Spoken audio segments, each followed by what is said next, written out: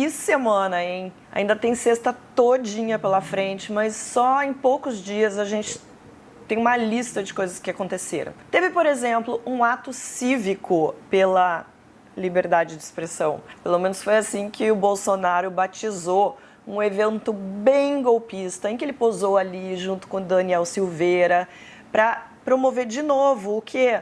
Mais ataques aos ministros do Supremo Tribunal Federal. Ele aproveitou para cobrar a participação de militares na apuração dos votos da próxima eleição. Mas o Congresso está fazendo o quê? Está fazendo, a egípcia. Não está fazendo nada como a gente tem visto durante esse tempo todo, desde que Jair Bolsonaro assumiu a presidência e está aí ameaçando as instituições. Outro acontecimento da semana foi a reunião do presidente com representantes do WhatsApp. Olha que coisa urgente, né? Acabou de sair um levantamento de quantas horas o presidente trabalha por dia, e é uma média de 5 horas por dia, como se o Brasil não tivesse problemas para receber, mas essa semana, prioridades, Jair Bolsonaro se reuniu com representantes do WhatsApp para tentar convencer a plataforma a liberar aqueles grupos com milhares de pessoas, como já acontece no Telegram. Mas o presidente deu com os burros na água, não deu certo, e o WhatsApp disse que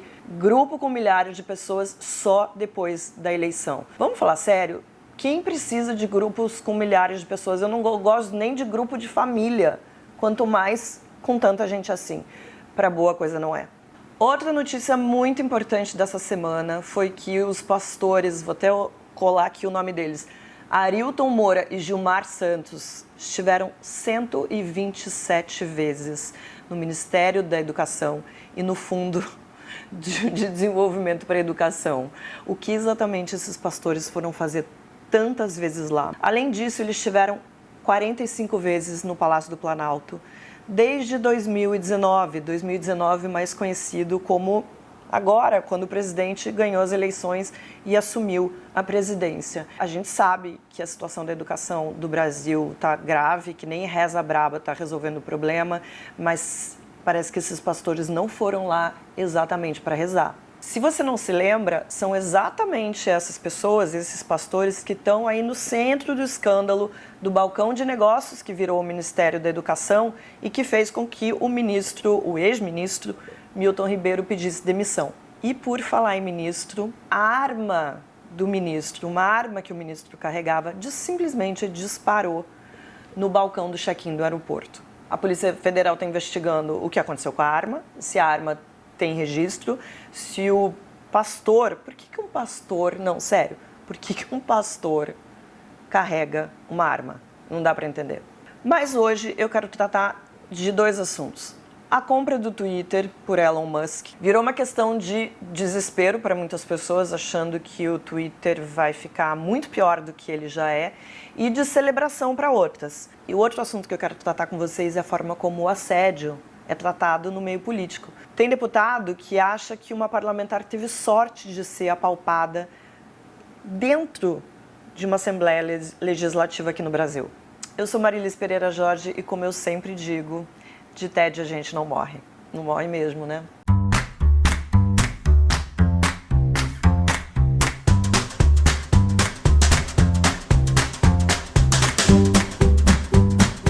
Para quem está chegando agora, eu também estou chegando agora e quero me apresentar. Eu sou Marilis Pereira Jorge, eu sou jornalista, sou roteirista, tenho 25 anos de carreira. Eu já fui repórter, eu já fui editora. Hoje eu sou colunista da Folha de São Paulo, sou colunista do canal Meio. Estou começando aqui hoje, estou muito feliz com isso. E também sou comentarista do UOL News. Mas a gente vai se encontrar aqui todas as semanas, às sextas-feiras. Eu vou fazer um resumo da semana e vou escolher 2 ou 3 assuntos para falar um pouco mais sobre eles e dar o meu ponto de vista. E antes da gente entrar no nosso assunto, quero pedir para você se inscrever aqui no canal, já dar um like nesse vídeo aí, compartilhar com todo mundo que você conhece. Só mais uma coisinha antes da gente partir para frente. Você já conhece o Meio? O Meio é uma newsletter que você assina, não precisa pagar não, gente, é de graça. Assina lá para você receber todos os dias, ela chega cedinho na sua caixa de e-mail. É uma leitura muito rápida, que dura 8 minutos, com todas as notícias que você precisa para ficar bem informado durante o dia. Então vai lá e tem vários conteúdos exclusivos que você vai conhecer a partir do momento que a gente for estreitando a nossa amizade. Então vamos embora para o papo de hoje. Eu queria falar sobre essa compra do Twitter. Eu achei que era meio óbvio que a gente precisa esperar ainda para ver o que vai acontecer, inclusive porque as mudanças que parece que vão acontecer com o Twitter ainda vão acontecer. E elas só devem acontecer quando a compra pelo Elon Musk for confirmada. Isso pode demorar alguns meses. Mas a gente viu, já no dia do anúncio, muita gente comemorando e muita gente desesperada. De um lado, a turma bolsonarista, mas não só bolsonaristas, mas aquelas pessoas que acham que a internet é uma terra sem lei, que todo mundo pode falar o que quiser e que podem circular teorias da conspiração, notícias falsas aí sem regulamentação nenhuma. Essa gente comemorou. Essa gente foi para as redes sociais aí comemorando, dizendo que acabou a censura, que agora as pessoas, que o algoritmo não vai ser mais controlado, vão ter espaço e vão ser acessadas, vão ter mais acesso, enfim, aos seus seguidores. Do outro lado, a gente viu um desespero enorme por parte de muita gente dizendo que o Twitter vai virar um lugar tóxico, com pornografia, com discurso de ódio, com notícias falsas. E eu fiquei me perguntando, mas já não é assim? Quero perguntar uma coisa para você. Quantas vezes você já denunciou tweets exatamente com esse tipo de conteúdo? Com ataques, com, enfim, discurso de ódio, com informações falsas, e nada aconteceu. A gente não precisa olhar para muito tempo atrás, não. É só olhar agora, por exemplo, esses 2 anos de pandemia, quando circulou aí à vontade todo tipo de mentira sobre a pandemia, sobre o vírus, sobre a vacina. Hoje, se você usa a plataforma, você sabe que tem uma ferramenta para denúncias contra informações falsas em relação tanto à Covid quanto em relação à política. Isso foi feito também já de olho nas eleições, mas isso foi criado em janeiro de 2022, ou seja, ontem, durante todo esse tempo em que as pessoas vinham reivindicando que o Twitter tivesse um posicionamento em relação ao que estava acontecendo, isso não teve nenhuma resposta imediata. Agora, a gente sabe o volume de desinformação, a gente sabe o volume de notícias falsas, de discurso de ódio que circula por ali. E para você ter uma ideia, nesse período agora que está sendo testado, 90% das denúncias não foram acatadas, ou seja, a plataforma disse que não viola as regras do Twitter e que está tudo bem. A gente sabe que não é exatamente assim. Então, para quem usa muito o Twitter, tem presença forte ali, eu, por exemplo, usava muito, a impressão que eu tenho quando eu olho para essa ferramenta aí é que o Twitter está enxugando gelo, né? Enxuga de um lado, molha do outro, porque não está resolvendo nada. Me engana que eu gosto, né? Mas vamos voltar ali no Elon Musk. O Elon Musk anunciou 3 coisas. Uma delas, que está causando essa gritaria, é a redução da moderação. Essa medida apavora a maioria das pessoas que acreditam que isso vai piorar a quantidade de desinformação rolando ali na rede. Agora, talvez seja um pouco cedo para a gente dizer se essa preocupação tem fundamento ou não. E a gente precisa ter uma coisa muito clara. De um lado notícias falsas, calúnia, difamação, discurso de ódio, que tem que ser combatido. Do outro, são opiniões contrárias que podem não nos agradar, mas que fazem parte do jogo, que fazem parte desse processo democrático. Outra medida que ele anunciou é o fim dos pseudônimos. E isso eu já acho muito positivo, porque a ideia é autenticar todas as pessoas que usam o Twitter com nome, sobrenome, com a sua documentação. Será que isso realmente vai ser o fim dos robôs, das contas automatizadas, esses disparos em massa que a gente vê acontecer e sabe que acontece e que podem interferir no processo democrático? Essa é uma grande questão. E a terceira, que alguns especialistas dizem que pode causar uma revolução na plataforma, é uma transparência maior de como funcionam os algoritmos, que nenhuma dessas grandes redes mostra pra gente como isso é manipulado, como a gente é manipulado, como a gente fica ali como um bando de fantoche consumindo só o que essas plataformas querem. Hoje a gente sabe que os algoritmos são manipulados e que a gente só vê o que essas plataformas querem, mas não tem dados extras que expliquem por que e como eles fazem isso. Então tá, uma choradeira danada de um lado, dizendo que o Twitter vai destruir a democracia, como se o Twitter já não estivesse num processo de destruição da democracia. A gente está vendo isso acontecer, e não só o Twitter, a gente sabe que outras plataformas têm um papel importante nisso também. O Facebook está aí. O Facebook é considerado, principalmente pelas pessoas que não estão no Twitter, uma plataforma meio morta, mas isso não é verdade. Tem muita gente mais velha lá e muita gente manipulável no Facebook que está consumindo toneladas e toneladas de desinformação e continua sendo manipulado. Só quem não está lá acha que está salvo, mas isso não é verdade. Pode piorar o Twitter? Bom, eu não conheço nada que não possa piorar na vida. O fato é, quem diz agora que vai sair do Twitter, que o Twitter acabou, eu acho que não estava prestando atenção no que estava acontecendo lá. Todas essas alegações que estão sendo feitas agora sobre desinformação, sobre pornografia, sobre a falta de controle do que é compartilhado ali, já está acontecendo há muito tempo. Agora, independentemente do que você esteja pensando, eu acho que uma coisa muito saudável que todo mundo deveria fazer é diminuir as horas passadas nas redes sociais todos os dias, é diminuir a interação ali com as pessoas, é fugir de treta, é fugir de confusão. O ambiente não está legal, ele só deve piorar.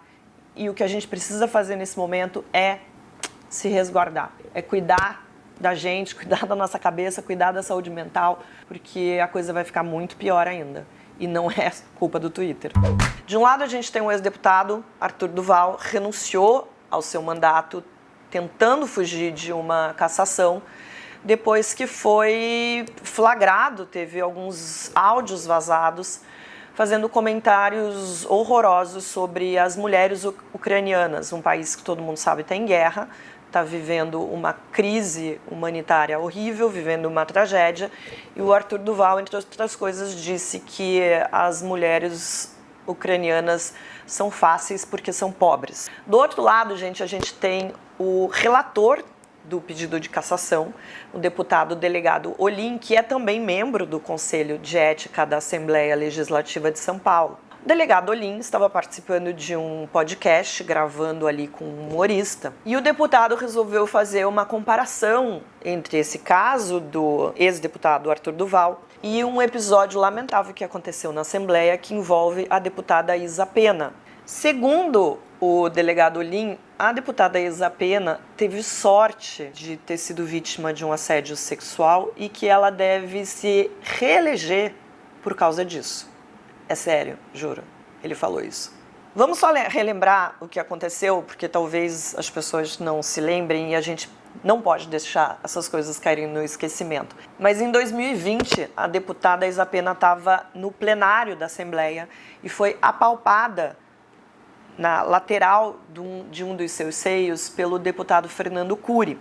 O deputado foi suspenso por 6 meses e pronto, continua lá. Voltando para o podcast, o deputado Olin estava comentando sobre esse caso e quando menciona o nome da deputada Isa Pena, o humorista, como é o nome dele? Eu vou falar o nome desse cara para deixar ele famoso? Não vou falar não. O humorista que gravava o podcast fala o seguinte, abre aspas, o cara deu uma apalpada nas tetas da mulher, fecha aspas. Disse isso dando risada. Alguém acha isso engraçado? E como se não bastasse, eu vou ler para vocês, o delegado Olin fala o seguinte, foi um dia, final de ano, acho que ele, se referindo ao deputado Cury, estava lá dentro dos gabinetes, ele bebeu. Porque ele é um cara do bem, todo mundo adora ele. Eu acho que o que ele fez ali também nunca mais vai esquecer na vida dele. Eu não queria estar no lugar dele, ficou ruim para ele, nunca vão esquecer. É como o próprio Arthur, ele pode fazer o que quiser e não vão esquecer. A deputada, claro, disse que entraria com uma representação contra o delegado Olin e a reação dele ao comentar essa possível denúncia foi dizer que a deputada queria mais 5 minutos de fama. Gente, eu tô trazendo esse caso para falar uma coisa super importante. O Brasil ocupa o 3º lugar em representatividade feminina na política na América Latina. No ranking mundial, ocupa a 70ª, 42ª posição.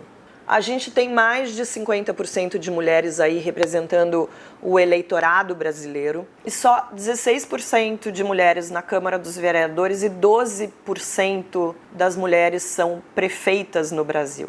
O número de candidatas vem aumentando. Em 2020 foi um pouquinho mais do que 30% o número de candidatas mulheres aos cargos que estavam aí elegíveis. A gente precisa, claro, que existam mecanismos que incentivem a participação da mulher na política. Mas tem uma coisa que precisa ser olhada também, é que esse ambiente onde as mulheres vão chegar, eles precisam ser menos hostis, como a gente tem percebido que eles são. Não é possível que um deputado assedie uma parlamentar e ele receba uma suspensão e fique por assim mesmo.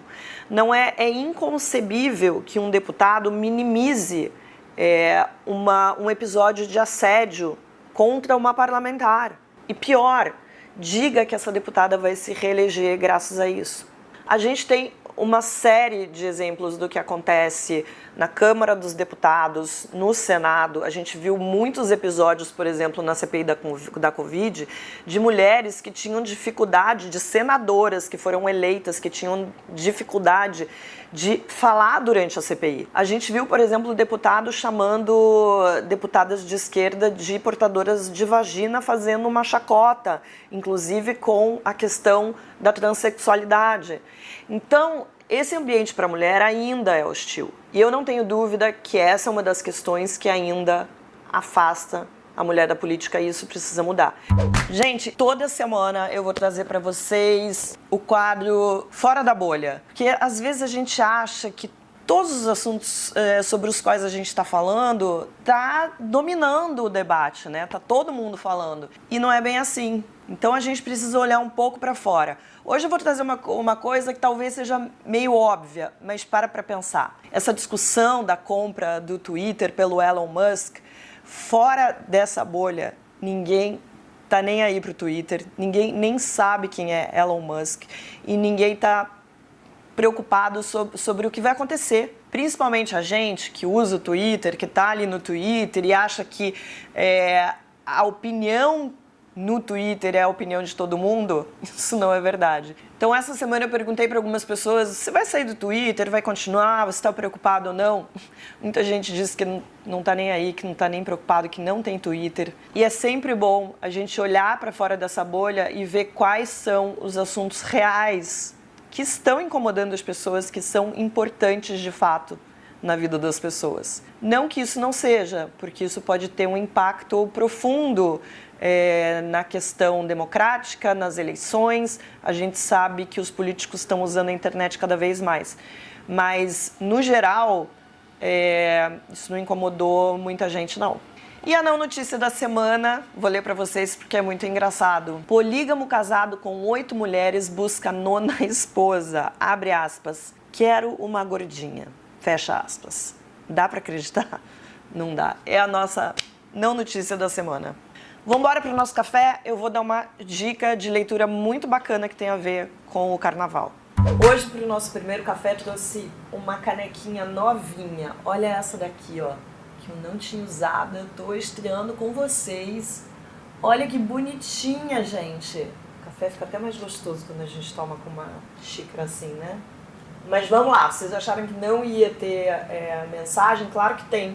Ó, tem um recado aqui, ó. Márcia Bonini fala o seguinte: lá vou eu ter que acordar às 7 da matina, mas creio que vai ser Mara. Sucesso, Marilis. O Márcia não precisa acordar tão cedo não, vai ficar lá pra você ver na hora mais confortável pra você. Sabe o que eu faço às vezes, quando eu tô correndo muito? Eu boto até quando eu tô lavando louça. Põe assim, fico ouvindo Mas é legal, né? Eu gosto de assistir também. O Dri Maciel falou o seguinte: Marilis, você era muito divertida no Twitter, principalmente comentando o BBB. Acabou o BBB, hein? Que chato esse BBB. A propósito, comprei a caneca. E aquele último lance do Pessoa Rancorosa e Solitária foi muito engraçado. A caneca é a famosa caneca com uma coluna que eu escrevi sobre o excelentíssimo presidente Jair Bolsonaro. O canal de Fátima Augusta, ela fala: eu acho muito bacana a proximidade que as redes trouxeram. Esse é um lado muito bom. Poder conversar e debater com aqueles que antigamente pareciam tão distantes. Ô, Fátima, eu acho a mesma coisa. Eu adoro essa interação e eu acho que só vale a pena estar aqui, eu estar aqui pelo menos, porque acaba aproximando quem lê o que eu escrevo, quem assiste o que eu falo, o que eu gravo. Então é muito bom e seja bem-vinda aqui. O Humberto Campos fala: sempre achei que o perfil da Marilis combinava com o do meio. Muito feliz pela equipe, pela Marilis e por todos nós. Todos ganhamos com isso. Deu match. Eu e o meio já deu match. Eu queria fazer um coraçãozinho aqui, mas não vai rolar. E, gente, peguei um comentário dobrado, mas é que eu achei legal, ó. Sinceridade da Marilis é sua maior força. Admitir o receio de estreia só aproxima mais do público. Será ótimo poder vê-la aqui no meio.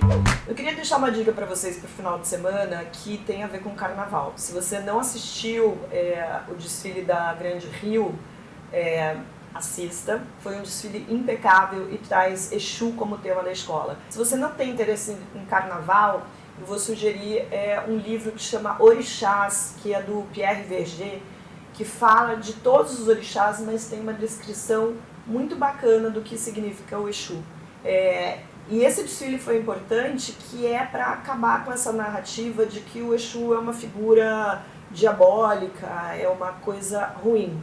É bastante interessante, eu acho que é bom a gente conhecer um pouco mais das religiões de matriz africana que estão tão presentes na nossa cultura, que tem uma ligação muito forte com a nossa história.